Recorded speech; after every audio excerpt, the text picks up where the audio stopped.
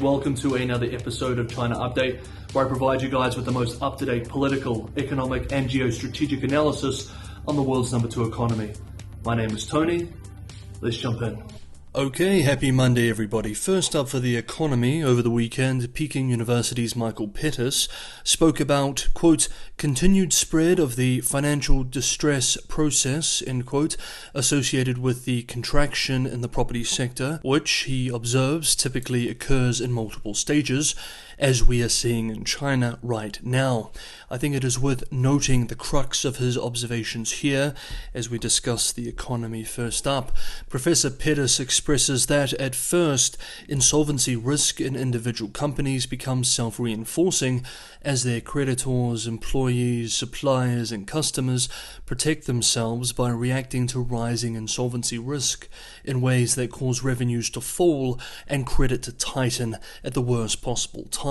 Then, in the next stage, financial distress costs spread to other companies in the sector as creditors, suppliers and contractors try to limit their risks by tightening lending standards for the whole sector, and home buyers begin to postpone purchases. Financial distress costs also flow upstream and downstream as suppliers, contractors, sales agents, appliance manufacturers and creditors lose revenues and start running into their own insolvency problems, with all these self-reinforcing consequences. He argues that the real danger is, quote, when the sector is such a large part of the economy that its travails cannot be easily absorbed by the rest of the economy, in which case it begins to exert self-reinforcing financial distress costs across the economy, end quote.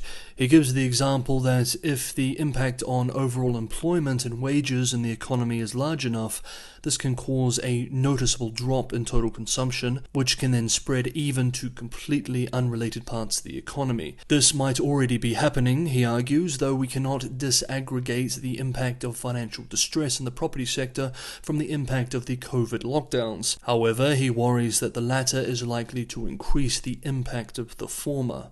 Quote, once the COVID lockdowns have ended, it is in principle possible that the authorities can announce enough new measures and unleash enough spending to reverse this financial distress process, but it won't be easy and will require some major institutional changes. End quote. Next up, while we're still on the economy, let's look at one aspect of this unfolding systemic crisis with an update on the financial issues facing local governments.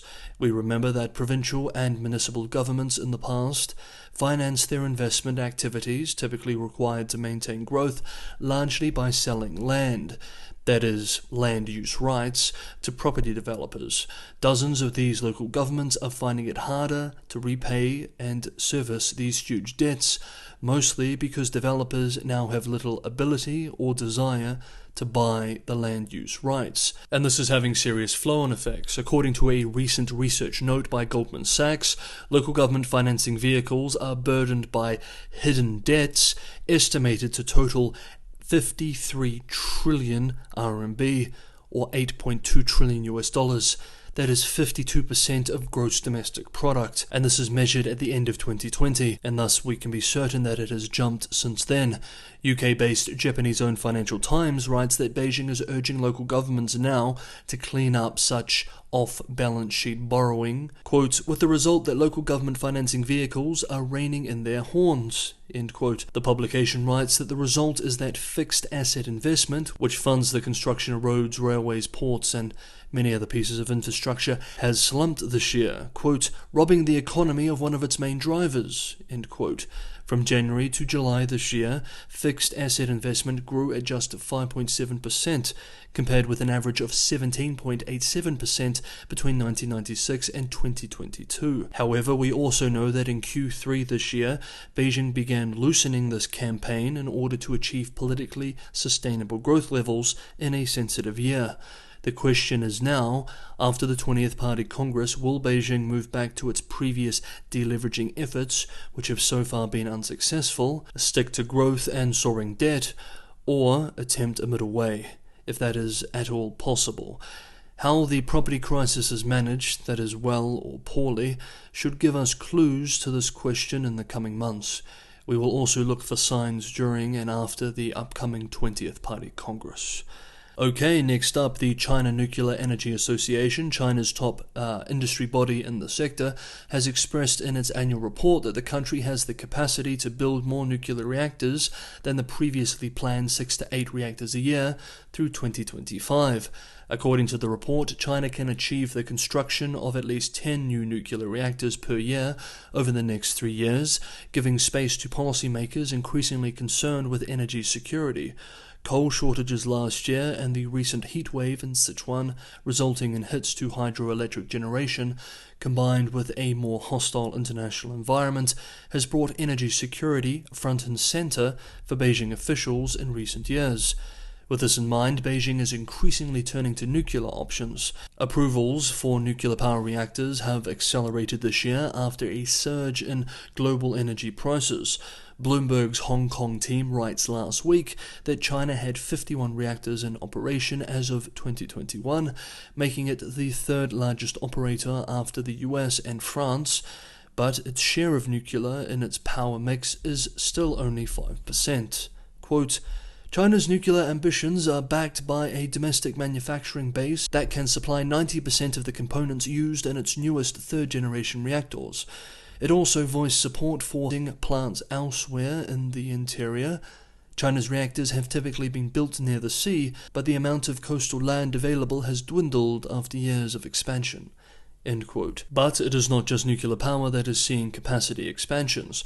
According to a recent report from China Energy Engineering Corp., China's largest energy conglomerate, the country also plans on adding 270 gigawatts of thermal coal capacity in the 5 years through 2025. This will mean more new coal-fired power plants than previously planned. It also suggests that Beijing will fail to meet its previous commitment to reduce coal use starting from 2026. According to S&P Research in August, China also has approximately 320 gigawatts of wind and solar projects planned or under construction. Hey guys, if you're enjoying today's episode of China Update, don't forget to hit the like button. And for anyone who wants to go the extra mile and help keep China Update sustainable, help me continue making these episodes every day for you guys, Patreon and Buy Me a Coffee links are in the description below. As always, thank you so much everybody for the ongoing support. And finally, recently the Berlin-based think tank Mercator Institute for China Studies, or MERICS, MERICS, published a report titled Fasten Your Seatbelts, How to Manage China's Economic Coercion. The report argues that over the past few years, political relations between the EU and China have deteriorated and that this, quote, has increased the risks associated with economic pressure, end quote, and that Beijing employs economic coercion for signaling and deterrence. Quote, by pressuring prominent companies or sectors, it tries to deter others from crossing certain lines. MERICS identifies 123 such cases between February 2010 and March 2022. Fearful of becoming a target, companies might avoid making public statements on sensitive issues or deem it safer to align themselves with the positions and objectives of China's government. End quote. To finish today's video, let's move through some of the findings and arguments of this report. First, since 2018, China has increased the use of economic coercion, and the triggers have become more diverse. China's red lines have expanded beyond traditional issues of sovereignty and national security to include China's international image and the treatment of Chinese firms abroad. Second, the forms of coercion employed by China include a range of measures. Beijing resorted to popular boycotts in 56% of cases when companies crossed a particular red line. When responding to the actions of foreign governments, China adopted restrictions on trade and tourism in 41% and 20% of cases respectively. Third, empty threats are another common form of coercion, accounting for about a fifth of all cases, 21%. Such bluffs can be effective too, according to the report. Fourth, when exerting economic pressure, Beijing makes sure to minimize adverse effects to its own economic development. Fifth, the most vulnerable sectors and companies are those deemed to have little value to the strategic goals of central and local governments in China, such as economic and technological development. Six, foreign companies of high strategic relevance, such as high-tech firms with a large investment presence in China, are likely to be more secure.